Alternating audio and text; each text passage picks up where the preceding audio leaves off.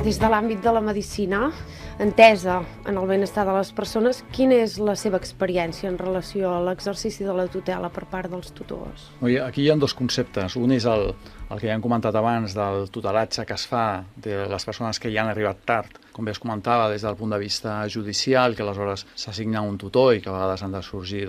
les fundacions, com ens han comentat, i l'altra és la de l'autotutela, que és un gran guany, és un gran fet, que vol dir, com ja ens han comentat, un guany de la llibertat, de la capacitat de decidir, que és un dret que tots tenim, un dret absolut i que en aquest punt és vital. L'experiència és que realment no hi ha cultura a Catalunya ni a Espanya de fer documents. La setmana passada ja vau parlar del document de voluntats anticipades, que realment a Catalunya cada vegada hi ha un pas més avançat, però encara ni un 1% de la població ho té. Que és el que comentàvem, tothom es preocupa de deixar escrit el seu testament en quant a béns econòmics. A tema econòmic, però no pas de salut. Exacte, ni en salut, ni en el testament vital, ni en el tema de tutelatge. Clar, i el tutelatge difícilment un pensa que en algun moment necessitaré algú que decideixi per mi. Per això el treball que hem de fer d'informació realment serà vital per assolir aquest objectiu. Que l'altre dia, fent una comparativa, perquè evidentment és un tema que va relacionat amb el del testament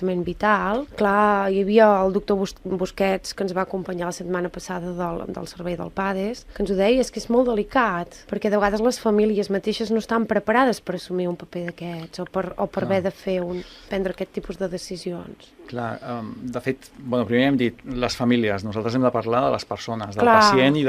que és el que defensem avui en dia, que és el que ha de ser, el que ha de decidir, és el malalt, la persona. Òbviament, la veritat és que en el món sanitari no estem preparats, és a dir, encara ens queda molt recorregut. De fet, amb el mateix tema que parlàveu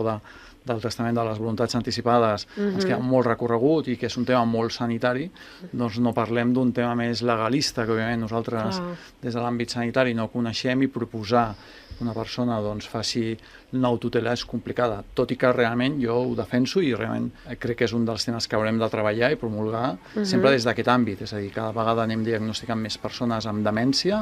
i òbviament jo entenc que si algú es podrà beneficiar d'aquest element seran les persones que inicialment li diuen tens un procés degeneratiu evolutiu i que ara encara tens capacitat de decidir, ara és quan pots fer-ho i que potser d'aquí uns anys no tens. Però realment nosaltres a dia d'avui